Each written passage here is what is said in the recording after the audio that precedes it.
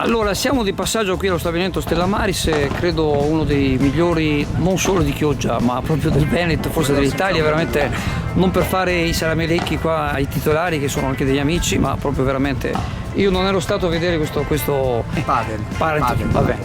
E sappiamo che tu sei l'organizzatore di questo evento, se ci dai un po' di input. Certo, vabbè, innanzitutto ringraziamo lo stabilimento Stella Maris per l'invito e per una location che ha accolto questa tappa nazionale del Tour Domina Padel Experience, che è un tour che va in tutta Italia, in 10 regioni diverse, e è dedicato al padel maschile, femminile e misto. Infatti questa mattina si è svolto il misto, oggi pomeriggio abbiamo un bellissimo maschile con partite di ottimo livello e riteniamo che questo sia un evento molto importante per la promozione del padel sul litorale di Sottomarina. Le presenze sono state importanti, non solo dei giocatori locali che si stanno difendendo molto bene, ma con arrivi anche da Vicenza, da Verona e da Venezia.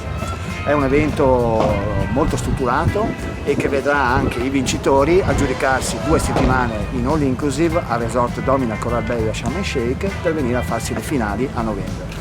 Cui direi che oggi lo Stella Maris ha ospitato davvero una bella tappa, fornendo tutti i servizi di accoglienza adeguati ai tantissimi giocatori e appassionati. Grazie. Grazie.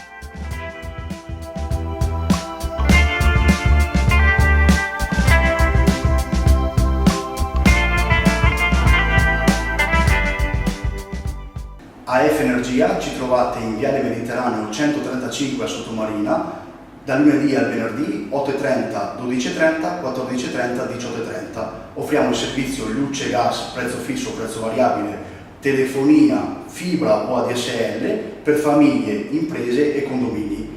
Qui da noi potete effettuare anche il pagamento delle vostre bollette a una commissione ridotta di 1,30 €.